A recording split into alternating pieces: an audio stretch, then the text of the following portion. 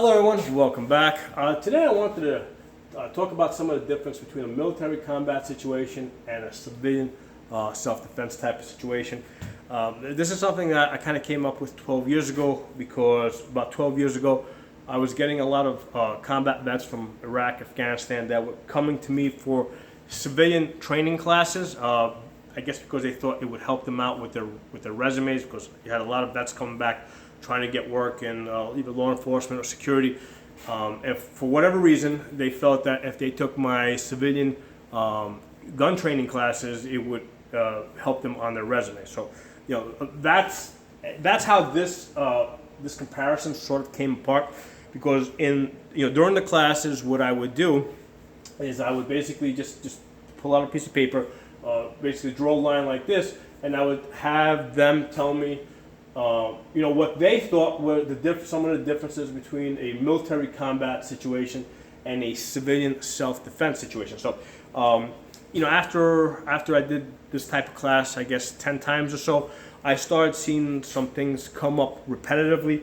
Going into the class, I had been trained as a civilian self-defense instructor.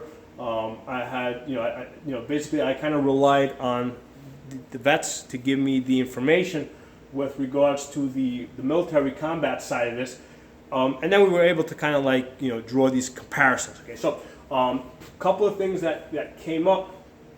First thing was the fact that in a military combat type of situation, you're in a combat zone. Okay, by virtue of the fact that you're in the combat zone, you're issued weapons. You can expect that you're going to be shooting at enemy. All right, so that's one of the differences with being in a combat situation in a combat zone. Interestingly enough, I found out from a lot of these vets is, even in places like out in the mountains in Afghanistan, the enlisted people were not issued weapons until they were actually going to go on a mission. So they didn't walk around the bases with the weapons. So at the point that they were issued weapons, it was a good chance that they were going to be using them. Okay, that they were expected to be using them.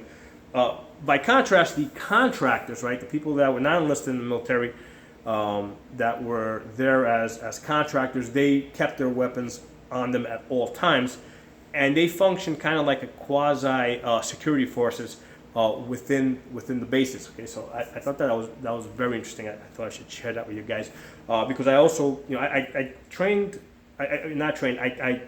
did these classes for veterans at all levels. Like some of them was like just basic infantry, some of them were cooks, some of them were military contractors, some of them were special forces guys within the military. So I did a lot of these classes at that time. So again, going back to between 2008 2010, and this is some of the information I got out of them. Like I said, I would just kind of let them tell me what they thought were the differences, and then I would add information from the civilian defense side. So on the first thing was the fact that on the military side, you're in the combat zone, you're issued weapons, you can expect that you're going to be shooting them at people. Okay. By comparison, in civilian self-defense type of situation, there's this concept of judgment. You kind of have to decide on your own, at what point something becomes a deadly threat, where you have to use deadly force. Right? So there's this big judgment thing that's involved on the civilian side, whereas on the military side they have concepts like orders and rules of engagement. Right? They have a much clearer sense that, hey, your orders are to go here, hold that position, or attack that position. So they have a much clearer sense of when they're supposed to be shooting, when they're not supposed to be shooting. And in general, in a combat theater, if they're given weapons, they expect that they're going to be shooting. Okay, they're going to be shot at, and they're going to be returning fire. Okay? That's what they can expect. So that's not something that's present in a civilian self-defense type of situation. And because we have in the military situation, they have orders and rules of engagement, right? That to some extent reduces the personal judgment, right? They're subject to less legal threats. Okay, not that they can't make a legal mistake where they can find themselves court-martialed, but it's the situation is generally is a little bit more laid out, where they're following orders more and making less personal judgment decisions. Where in a civilian self-defense type of environment, you have that added stress, okay, of having to make your own judgments and having to deal with potential legal threats. Okay, so it's interesting because in some ways, the military combat situation is more stressing. In other ways, the civilian defense type of situation can also be stressing. Just different types of stress. Okay, so the judgment part on the civilian side is a big stress factor. The potential for being subject to legal threats is a greater stress factor, right? Where as you're making decisions, you have to consider, what are the legal ramifications, of what you're doing.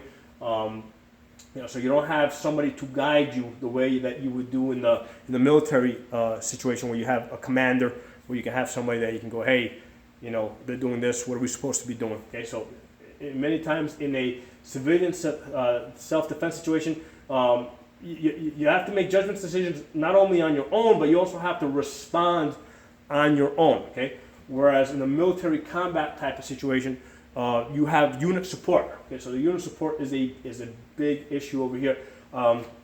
So one of the questions that I'm typically asked in my self-defense classes, right, is like the people will be like, well, you're teaching us to do this, that, the other thing. How are we supposed to do all this? Make all these decisions so quickly in a stressful type of situation where our lives are under threat, right? And then they'll usually follow that up with, how do soldiers do that? Well, one of the things that I will bring up, right, again, stemming from my discussion with vets going back 12 years ago, in a military type of situation, because they have unit support, let's say you have four members in the unit, right? So they're holding these four corners. One guy here, one guy there, one guy here, one person there, right? So you got these four people on these four corners. And let's say this person up here starts taking fire, okay? Well, now you've got these other three guys here that are in a position to see that this person's under attack. They're able to see where the fire is coming through, and they're able to directly answer that attack and help this person out over here. So this person over here, they might be in a situation where they're able to return fire as well, or they may not. They might be in a situation where they just pinned down, they just put in their heads, under a rock somewhere, because they really can't do anything else. But because there's other members in the unit, who are able to help him out, he's able to survive and basically keep living. Okay. Whereas in a civilian self-defense type of situation, usually you're on your own. Okay. So you have to deal with the threat on your own. Have to make your own decisions. Now, in many cases, even if you're with somebody else who, let's say, is armed, here's the thing: you might both be armed, but you have not been training together. You have, so even though you both might be capable of defending yourselves individually, you haven't been training as a team. Okay, so you got two people individually, defending themselves, but not a unit of two people, right? Which is different from the military combat unit, where you have a unit that's been training together to respond as a unit. So another big difference between the civilian defense situation versus the military combat situation. You're usually on your own. Even when you're with other people, you're kind of on your own, right? Just because you haven't been training as a unit. Okay. Now, another difference with the civilian self-defense type of situation is your self-defense, or the self-defense of your immediate family, friends, is the priority. Okay, so your priority is defending yourself or defending the people that are with you, that you're close with. Whereas in a military combat situation, the mission often takes priority. Okay, so what that means is that in most missions, self-defense, self-preservation is a priority too. But you might have a mission where, hey, the mission is a greater priority than the lives of individual people within the unit. You might have that type of situation as well. So that you're almost never going to have that situation in a civilian self-defense type of situation, other than let's say defending your kids would be a priority of defending yourself. Okay, so that might be as far as I would go with something like that. The other thing is there's with the military combat situation, to some extent, you have a sense of who your enemy is and who your friends are, and by that what I mean is you know that the people in your unit are your friends. Okay, now you might be in an urban area where you might have enemy mixed in with civilians, but within your own unit you have a good idea of, hey, these guys are all on my side. They're all gonna, we've all been training together. We're all gonna, work through this together.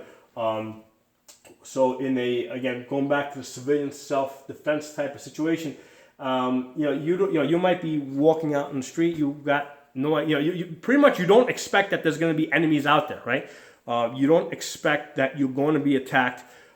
Whereas in a military combat situation, if you're in a combat zone, you can pretty much, it's a safe assumption that everybody that's not in your unit is a potential deadly threat, right? So you kind of, going through a combat zone with that type of mentality versus in a civilian self-defense type of situation. Hey, when you go shopping, you generally don't think of everybody else, in the supermarket as a potential deadly threat. In general, you think that everybody's not going to want to kill you, right? That there's not any deadly threats. And maybe one in a million, you might run into a situation where somebody is a deadly threat. So that's another difference between the military combat situation and the civilian self-defense type of situation. So, like I said, this what I'm basically doing here is I'm kind of reporting to you guys what combat veterans have told me on this side here, right? And then on this side here, I was able to contribute information from my civilian from the training that I got as a civilian self-defense instructor, and between my information and their information, we were kind of able to put together this little comparison, which I thought might be interesting for you guys. So something for you guys to think about, and like I said, it's not the end all. There's by all means go down to the comment section and put some of your ideas of where you think there might be some similarities or differences, or where you think some of this stuff might not be accurate. Because hey, especially in the military combat type of situation, there's many different theaters of combat. So somebody else's combat experience might be different than the combat experience of the people that I ran into. Okay, I guess the same thing can apply for civilian self-defense type of situation. So, I look forward to hearing comments from you guys. If you're not a member of the channel, subscribe. Talk to you guys soon.